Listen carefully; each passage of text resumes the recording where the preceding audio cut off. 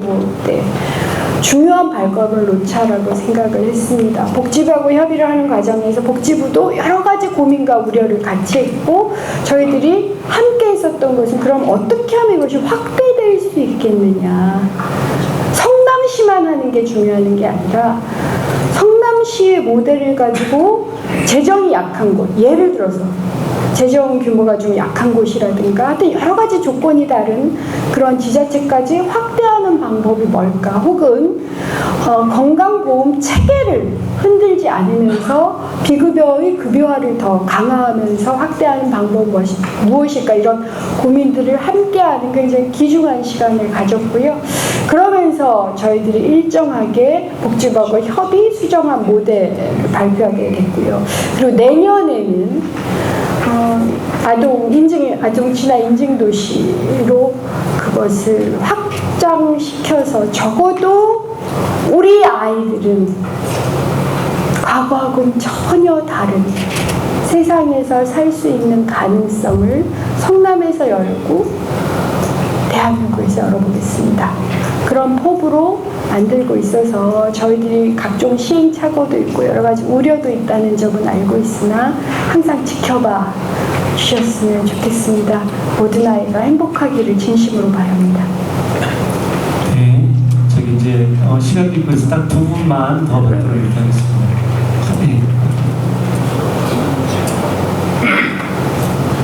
네, 스프라이즈 뉴스죠. 예. 우선 이재명 경기지사의 바통을 이어받아서 성남시를 꾸고 계시는데, 당선되고의 각오와 1년이 지난 지금의 어떤 성남의 변화된 모습, 차이점을 이렇게 말씀해 주시고, 도시재생 사업 성공을 위해서 해체보다는 원도시에 살 수 있도록 하는 사업을 강구를 하겠다. 대책으로 800여 세대 이상의 중앙 이주단지를 확보, 재정착을 지원하겠다라고 말씀하셨는데, 원도심에 그대로 살고 있게 하겠다라는 대전제가 여기에서는 해체, 주거단지 이전이라는 것은 해체를 전제로 하는 것이다, 이렇게 보아지는데요. 해체를 하지 않은 상태에서 도시재생을 할 수 있는 방법에 대한 고민이 있었는지, 있다면 어떤 것이 있는지. 아니, 제가 말씀드린 커뮤니티 해체를 말씀드려요. 시설은 바뀌어야죠. 낡잖아요. 오래된 집은 새 집으로 갈아타야 됩니다. 근데 거기에서 항상 거의 세입자나 저소득층 같은 경우는 사실은 끊임없이 밀려나지요. 저희 성남 판교 쪽에나 하이테크밸리 쪽으로 오시는 분들 중에 상당수 화성이나 광주에서도 많이 오시면서, 특히 젊은 친구들이 뭐라고 말씀을 하냐면 계속 임대료 싼 데로 가게 된다는 거예요. 그런 이제 말씀을 드린 거예요. 그리고 또 결혼을 안 하는 이유 중에 하나가, 성남 청년들이 모두가 그런 건 아닙니다. 성남 청년들이 저한테 뭐라고 얘기를 하냐면, 결혼을 하면 부모님 집을 떠나야 되는데 그러면 내가 성남에서 초중교를 나왔어요. 관계망이 다 여기 있는 겁니다. 근데 다른 데로 가야 된다는 거예요. 요즘 성남이 땅값이 꽤 올랐습니다. 2배에서 4배까지가 지금 오른 상황이어서, 그런 과정들을 보면서 저는 사람에게 중요한 건 저 공동체라고 생각합니다. 어릴 때 혹시 저도 전학을 좀 전학 다니고 이게 굉장히 어렵습니다. 정착하기 힘들어요. 특히 이제 어르신들은 또 그냥 여기서 살고 싶으신 거예요. 다른 지역으로 간다는 스트레스가 엄청나게, 새롭게 친구를 사귀어야 한다든가 새롭게 이웃을 만들어야 된다는 스트레스를 사람들이 견디기가 너무너무 어렵습니다. 그래서 제가 그러한 사회 문화적 공동체 네트워크를 어떻게 유지하면서 할 수 있을까? 지금 저희들이 하고 있는 게, 어쨌든 재개발을 해도 이주단지를 만들어서 세입자나 저소득층은 최소한 그 이주단지로 한꺼번에 갔다가 다시 오세요. 그럼 재정착률이 한 50% 되고요. 재개발이 안 되는 곳이 있습니다.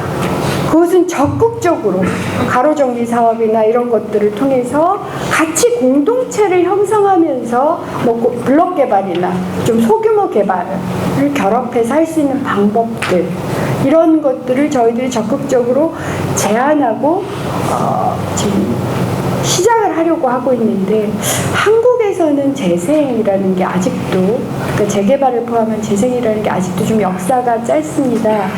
저희가 얼마 전에 조성영 선생님이라고 그 선유도 재생 사업을 주도하시기도 하고, 아시아 선수촌 아파트를 만드신 이제 건축가이신데, 그분이 42년생이신가 그러시더라고요. 44년생인가. 근데 그분이 그런 말씀하세요. 외국은 한 100년 정도 건물을 짓고 그 건물이 낡아지면서 사멸하거나 폐기하거나, 그럼 이 폐기가 어떻게 공동체를 해소하지 않고 폐기하고 새롭게 지어질까라는 고민과 대체가 한 100년을 했대요.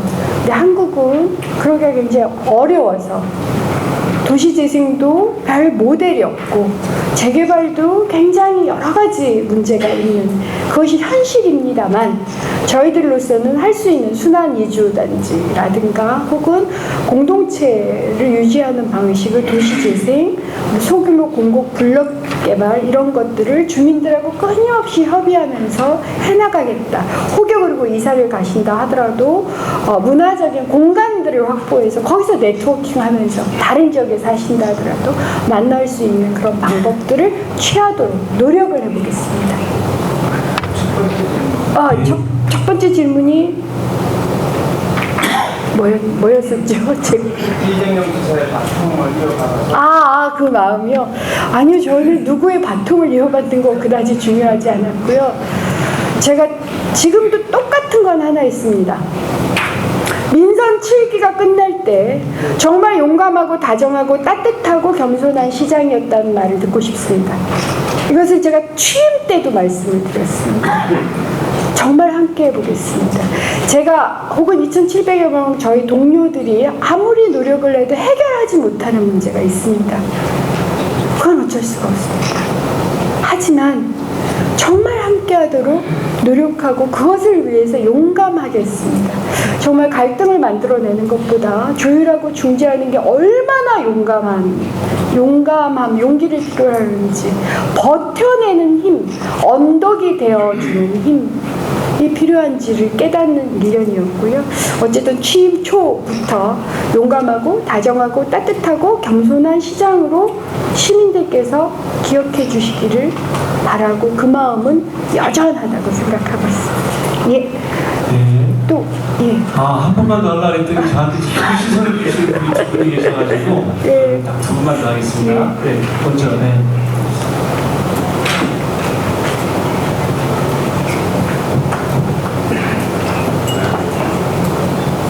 질문의 기억인가요? 예.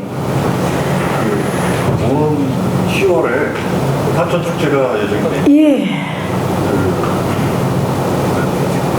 오는 10월에 탄천 축제가 예정이 돼 있는데 어떤 테마로 어떤 내용으로 변경될지가 궁금하고요. 오는 10월에 탄천 축제가 예정이 되어 있는데 어떤 테마로 어떤 내용으로 기획이 되는지가 궁금합니다. 이제 지역민의 화합을 또 이끌어야 되는 부분도 있고요. 또 여성과 아동이 얼마나 참여할 수 있는지 그 테마가 궁금합니다. 예. 네, 감사합니다. 우선 제가 이거 브리핑을 할 겁니다. 저희들이 준비가 되는 대로. 그래서 그 브리핑을 제가 인터셉트하는 건 좀 곤란한 것 같아서 그때 브리핑 때 주요한 말씀을 드리고요. 소통과 공감, 거기에 저희들이 탄천에 주목하는 것은 원도심과 신도심을 잇는 유일한 지금 현재 축입니다. 그리고 예전에 이제 동이라는 무슨 동 요즘에 로 이렇게 쓰잖아요. 동이라는 것이 물을 함께 먹는 공동체라는 의미였습니다. 근데 우리는 성남은 원도심이든 신도심이든 간에 탄천이라는 물을 함께 먹는 공동체입니다. 그래서 이 공동체의 의미, 물을 함께 먹는 오래된 역사를 가진, 그게 대동여 지도에서도 나와 있는 상황이고요. 그래서 그런 하나의 성남, 이라는 키워드를 가지고 정말 소통과 공감을 하는 그런 테마로 약 한 달 정도 계속될 거고, 아마 시의회에서도 적극적으로 지원을 해주셔서 예산이 지금 통과돼서 만반의 준비를 하고 있고요. 이 축제에 대한 평가를 저희들이 시행하고 겸허히 받아들여서 만약 굉장히 평가가 괜찮다, 계속할 겁니다. 탄천을 어떻게 살려내고 탄천의 의미, 공동체로서의 탄천의 의미를 살려내는 시도라고 봐주시면 고맙겠습니다. 네, 마지막입니다. 우리 중부일보의 아동 의료비 관련해서 질문을 예. 처음에는 보편적 복지 쪽에 좀 중점이 있다. 그러니까 이제 선택적 복지가 그런 부분들에 대한 거 하고 만 18세까지 전조 생각하셨다가 12세로 지금 정됐잖아요. 12세까지잖아요. 2015년 전임시장 때 청년 배당을 만 19세에서 24세까지 준다고 했어요. 그러네. 그러다 지금 현재 만 24세만 지금 주고 있거든요. 그러면서 발표된 게 단계적으로 확대를 하겠다. 23세, 29세까지. 그 18세까지 정말 하실 건지 각오를 좀 남겨주세요. 아니, 근데 그걸 비교하는 건 좀 적절하지 않습니다. 제가 아까도 말씀드렸습니다. 저는 성남 아이들만이 아닙니다. 전국의 아이들이 다시는 사회적 모금에 의해서 목숨을 맡기는 일이 없도록 하는 것이 시작입니다. 이건 목숨의 문제입니다. 그렇다면 이것을 적극적으로 중앙정부가 받아들이고 또한 다른 지자체가 수용할 수 있도록 해야 됩니다. 사실은 아동수당 체크카드 역시 바로 그 점에 착목했었습니다. 아시겠지만 아동수당 체크카드를 한 후에 체크카드가 지금 경기도 전국에서 논의가 되고 있습니다. 확장되는 거죠. 저는 그것이 보편적이라고 생각합니다. 저는 아동의료비 100만 원 상한제 역시 성남에서만 하는 게 중요하지 않습니다. 이것이 보편적으로 모든 아동에게, 모든 지역에, 그리고 전국적으로 확대되는 것이 저희들의 목표입니다. 그걸 위해서 무엇을, 어떤 모델을 만들어내야 되고 어떤 협의를 해야 되는가. 만약 사실은 이건 협의가 필요할 뿐입니다. 그렇잖아요. 아시겠지만 무시하고 갈 수 있습니다.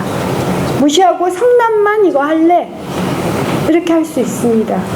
하지만 전 그럴 생각 없습니다. 그래서 저는 0에서 18세까지 모든 아동이 사회적 모금이나 혹은 경제적 능력에 의해서 자신의 목숨이 좌우되지 않는 것, 이것을 위해서 추진할 것이고요. 그것 때문에 필요한 일보 전진과 이보 후퇴 아주 적절하게 조합을 하겠다라고 말씀을 드립니다. 아마 지금의 모델이 다른 지자체에 적용하기가 굉장히 수월할 겁니다. 그래서 다른 지자체에서 우선 내년이 이제 선거이기도 하고 돈이 얼마 안 든다는 것도 이제 알려졌습니다. 저희가 연간 15억이라고 말씀을 드렸는데 사실은 그것보다 훨씬 적게 될 거라고 예상하고 있습니다. 왜냐하면 문재인 정부 들어와서 비급여 급여화가 꽤 많이 진행이 됐습니다. 그래서 최대 15억을 잡고 있긴 하지만 성남에서 15억이면 다른 지역이 훨씬 더 적을 수 있습니다. 그러면 함께 할 수 있는 거죠. 그걸 널리 알려서 다른 지자체에서도 적극적으로 채택되고 중앙정부는 이게 건강의료 시스템을 흔들까를 많이 걱정했었습니다. 급여 비급여 이런 문제가 그런 겁니다. 그래서 그것도 그런 우려도 없는 방식으로 해서 중앙과 다른 지자체도 도입할 수 있는 형태의 모델을 만들어서 성남이 두 걸음 앞서 나가는 게 아니라 성남이 반발만 앞서 나가는 모델을 만들었다. 이렇게 이해해 주시면 고맙겠습니다. 네, 이상으로 질의응답 시간을 마치고요. 식사 시간을 갖도록 하겠습니다. 이걸 저희를 이렇게 하네요. 아유, 감사합니다. 그리고 식사가 나오는 동안에 시장님이랑 공동